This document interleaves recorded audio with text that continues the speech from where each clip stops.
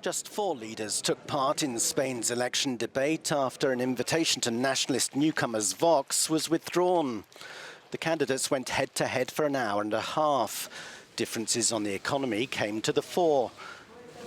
But it was the issue of Catalonian demands for independence that generated the most heated exchanges.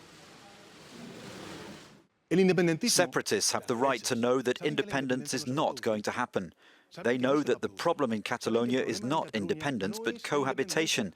With a socialist government, there won't be independence, there won't be any referendum for independence, and the constitution won't be violated. What is unacceptable is that for the first time in the history of Spain, you've reached agreement with those who want to divide Spain. It's unbelievable. You're not willing to say you won't pardon the Catalonian separatists. I want a prime minister who doesn't go down on a bended knee to those who want to destroy Spain. I want independence, yes, but independence from Quim Torra, Carles Puigdemont, and those who spit on Spain. There are a lot of people who are watching us that maybe feel emotional about having different flags, who have different opinions and who speak different languages. But we have to ask ourselves what all of these citizens have in common. When somebody has to go to the hospital or has to bring a relative to a hospital, nobody asks him if he voted for the Popular Party, if he's a separatist, or if he votes for the Socialist Party. It was Sanchez's refusal to allow a binding independence referendum in Catalonia that caused his government to collapse. The second TV debate will be held on Tuesday. Richard Good, Euronews. Well, to find out how the debate went down, we're going live to Madrid to speak to journalist Jaime Velázquez, who joins me. Any obvious standout winners or losers who might have swayed those undecided voters? Well, there's not a one-on-one debate where you can see a clear winner.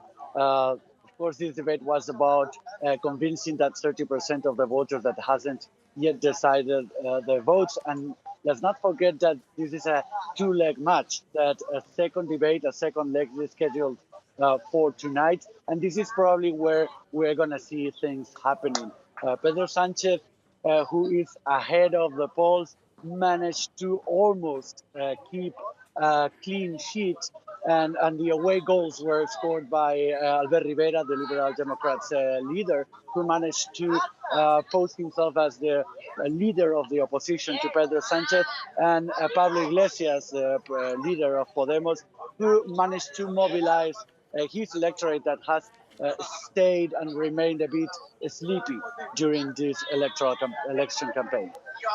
It certainly sounds like it was lively. It might have been livelier if Vox were able to take part. So we know the far-right party were initially invited to take part and then had their permission to take part taken away. What impact might that have on Vox's performance in the elections? Yeah, well, Vox was not in the debate, but the shadow of Vox was over the heads of the candidates during all night. Actually, the only one who mentioned Vox was Pedro Sánchez, who wanted to pose the conservatives and the far right together to communicate that threat of the far right probably being in a government in Spain. Vox has run a very successful campaign on social media, and I'm sure that they are going to put their message out there without having to confront their ideas with other candidates. So probably this is good for Vox. Let's see what happens tonight. Everything is ready for tonight, and let's not forget that the last who scores wins the game.